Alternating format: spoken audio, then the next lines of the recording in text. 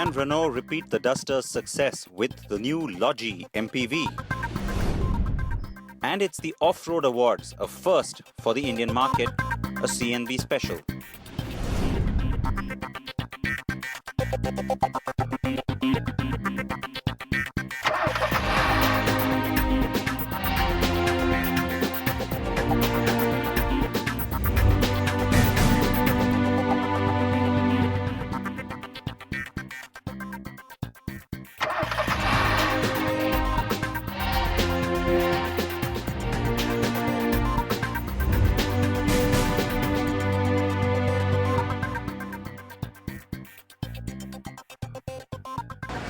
Hi folks, and welcome to a brand new episode of CNB.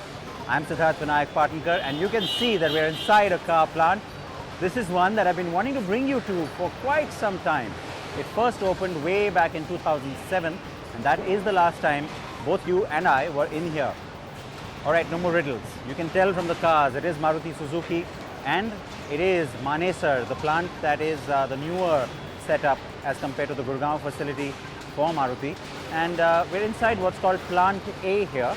It produces about 900 cars a day, but Manesar in total produces 2,800 cars a day, and that's because there are of course two other plants as well. But we're going to focus our energies in here because the most latest product from Maruti, the new facelifted Swift Dzire as well as the Ciaz, roll out of this particular plant. So well, we're going to show you glimpses of that and the production cycles as well as some of the facilities here at Manesar. But besides that, we of course have a new car for you as well. You want to know what it is?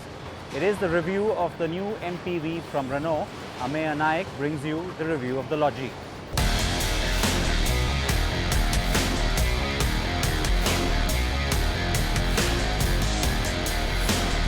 Yes, Renault has sold over 1 lakh of these.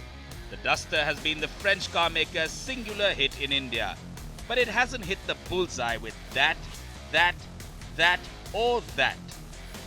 So even as the market leaders plan models to catch up with the Duster, Renault itself is hoping to gain some ground in the MPV segment with this.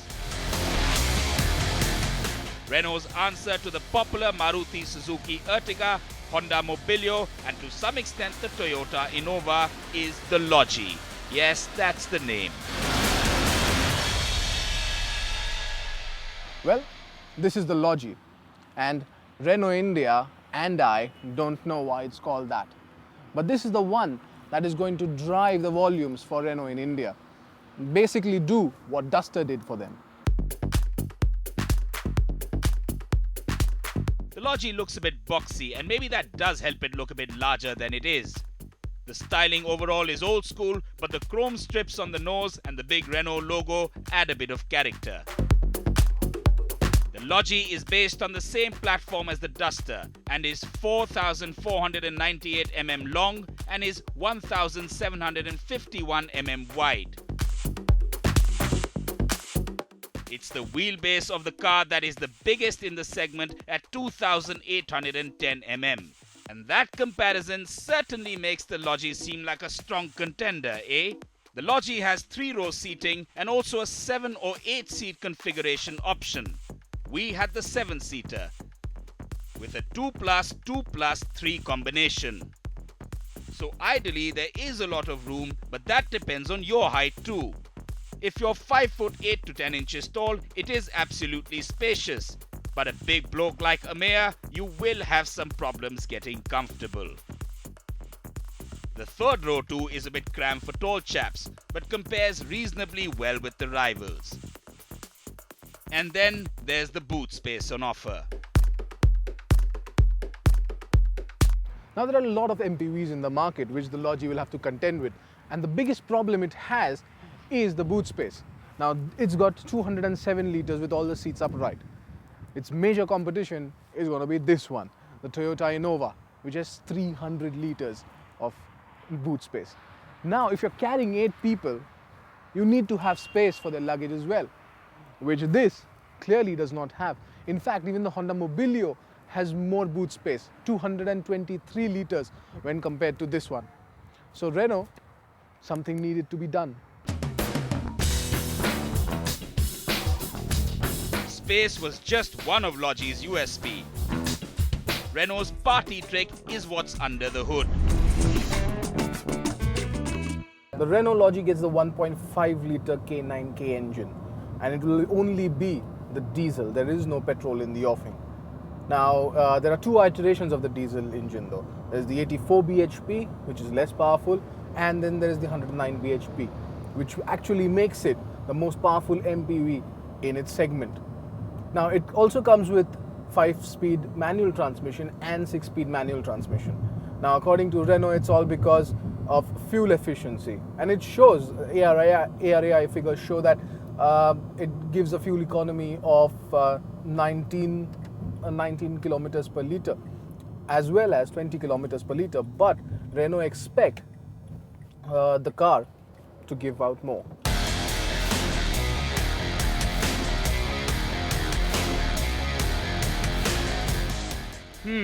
That's some claim now, isn't it?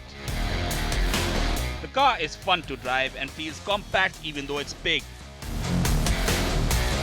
There's all that power on offer with 240 Newton meters of torque from as low as 1,750 RPM, and that puts you in a state of deja vu.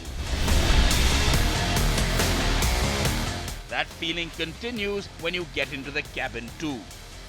Parts like the air conditioning controls and vents, gear lever, dials, stalks, steering wheel, window stitches, and most of the buttons are taken straight out of the recent all-wheel drive version of the Duster.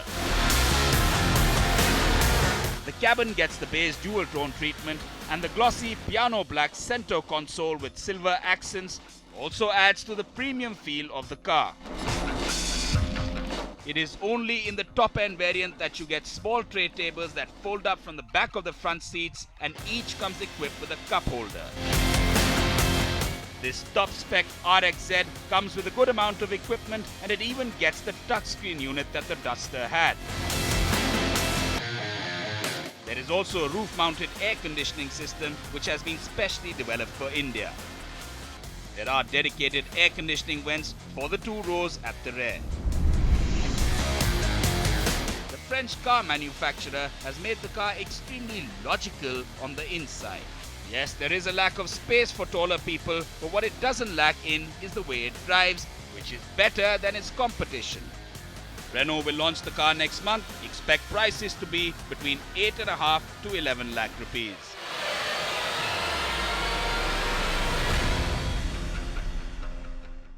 So that's the Lodgy. It looks pretty promising, and I can tell you that there's a lot of curiosity around that vehicle. So it's good to have one more option in that space. Now, I want to quickly tell you about the new Swift Dzire. A very different kind of a face, because you've got the big chrome grille up front.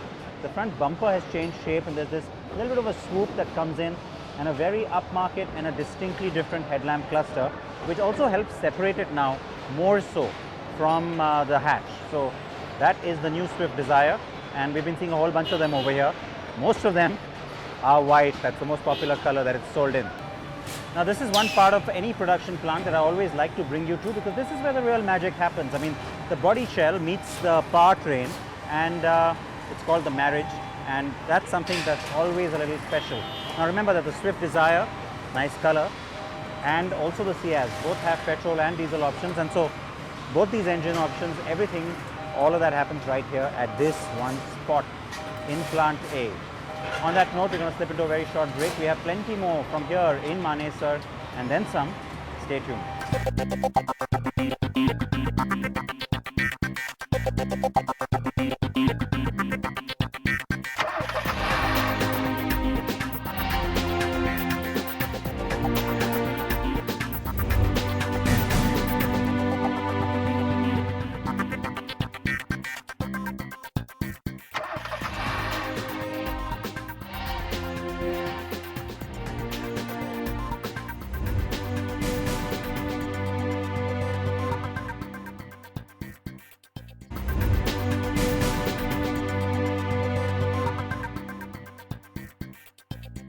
Welcome back to CNB. I am coming to you this week from Maruti's plant in Manesar, just outside of Delhi, and I get goosebumps even now. Every time any production plant that I'm in, that's my reaction. It's like a kid in a candy store. I've said that before. Now I'm inside the body shell of the Ciaz, as you can tell from the signature color of the car, the Dignity Brown as they call it. Pretty popular color, but of course on the Ciaz as well now it is white. That is doing really well. Now let's take you into a very special ceremony as well as a special jury meet for another set of awards. This is the Off-Road Awards, the first time ever that we had such a awards ceremony being held in India, conducted by Evo India magazine, and we were there as well, partnering the event. Very happy to be a part of it. I was also on the jury. Here is the complete report, and of course the winners too.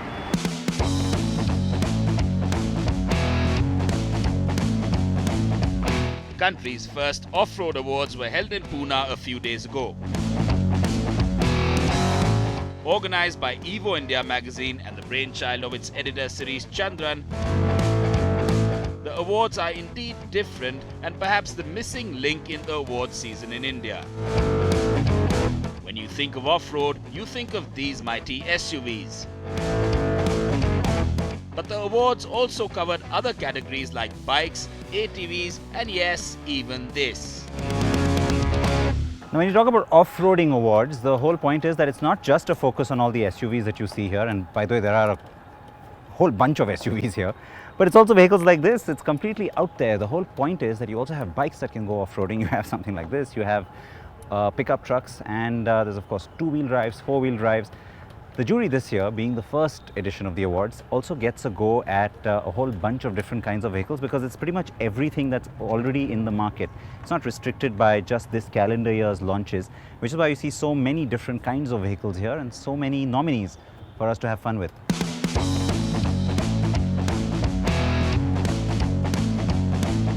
Yes, the Evo team figured we shouldn't be restricted by the calendar year. On the jury were rally legend and multiple INRC winner Hari Singh, current Indian rally champ GAURAV GILL, Asia's only certified off-road trainer Tejas Kothari, owner of India's only full-fledged off-road accessory store Sean Parmeshwar, and from Evo India, SHIRISH Chandran, Bairam Godrej, and Usef Chako. The godfather of Jeeps in India, Udayban Singh, and CNB's VINAYAK PATANKAR. The jurors were happy to have a fairly technical and hard off-road course laid out for them, and soon all the contenders were taken out one by one. The obvious ones like the four-wheel drive Fortuner and the Mahindra Thar were managing with ease. Others like the Gurkha 2 and soft-roaders like the Q3 or Yeti also showed off their capability.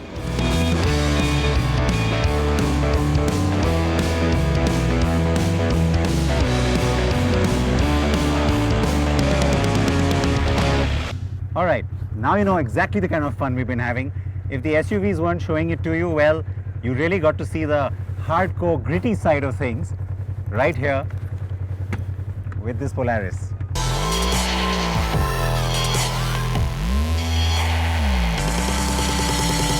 So going off-road is of course mad, insane fun, and the idea behind it has also got to be a little bit mad, and that's why I want to get you the backstory by talking with SHIRISH Chandran. Good to see you, SHIRISH. Good to see you, Siddharth. And it's been a blast. I mean, of course we're not done yet, but take a quick pit stop and get this understanding from you.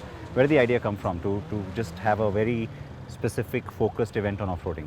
It came from feedback from our readers. We did these two off-road supplements and people liked it so much, and the stories were also interesting because off-roading is all about adventure, going to offbeat places. So they all said, why don't we do an event where everybody can come and participate? So not just restricted to say Mahindra or Force or Maruti, but everybody comes, everybody brings all sorts of Jeeps and they just have a blast. So the idea is to create something that's a little serious in terms of the track, also have experts here. So they can tell people that, okay, you're doing this right and you're doing this wrong. So they go back with a little more understanding of the vehicles, a little more understanding of what they can do, what they can't do, also compare a few cars, but mainly bring together the entire community. It's a community building initiative because all these are passion driven communities. You know, they're all passionate about their vehicles. Some of these SUVs, you know, they spend a mad amount of money on it and they come and they thrash it. Like some of the stuff that they're doing, the gypsies, those wheelies and all, that's crazy. Yeah. And they actually go out and have fun. So the idea is to bring all these mad, passionate enthusiasts, bring them together in a festival of off-roading. It's a great space you've got as well. I mean, we're in the city, so it's not like we've had to go out, which is amazing. The awards as well. I mean, that's again a very different kind of an initiative from you. What's interesting is that being the first year of your awards, we've got all the vehicles here. I mean, so it's an eye opener to see that there are so many. Yeah, we've got 30 SUVs here, and yeah. That's not it. There's some more. So we couldn't get all of them over here because then we'd run out of space to park them. You got your AMGs and you got things like that as well. Great. Happy to be here, and pleasure having you here. To the rest of the day as well as the evening. Thanks, Siddharth. As Shirish said, the idea was to also invite anyone with an SUV fetish to bring their car and run the course. More on that soon on CNB Bazaar Buzz. But we want to get on with the main event. The same evening, the jury's votes were compiled and announced, and here we go. The Toyota Fortuner. The SUV winner was the Toyota Fortuner, The Yeti from Skoda. with the Skoda Yeti taking compact SUV Hyundai Santa Fe. and the Hyundai Santa Fe going home with the soft-loader win. And well, the award goes to the Audi Q3. Compact luxury off-roader was the Audi Q3, while the premium luxury SUV went to the BMW X3. And the award goes to the BMW X3. The full-size luxury SUV award was snapped up by the mighty Range Rover. One of my favorites, the Range Rover. Performance SUV was not a surprise, the Mercedes-Benz ML63 AMG. The very strong Mercedes ML63 AMG. And now to the bike space, where our NDTV premium bike winner also snapped up off-road bike of the year, the Triumph Tiger Explorer. There were other winners from Isuzu, Polaris and Force, and recognition for the motorsport teams like Mahindra Racing and TVS Racing. And finally, the off-roader of the year. Mahindra Thar. The big one was Mahindra Thar. Pretty much a unanimous choice for its capability and its sturdy, tough frame.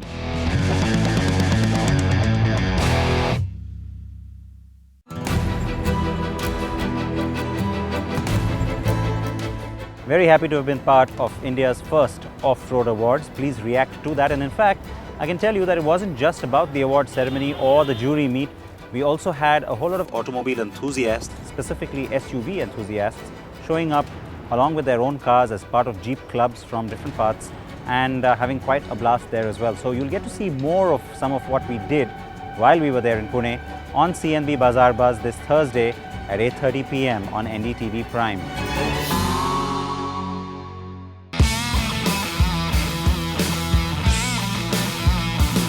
Do add to your calendar a very special interview with Mr. George Wang and Mr. Shirish Kulkarni of DSK Benelli as they enter the Indian market with 5 new motorcycles.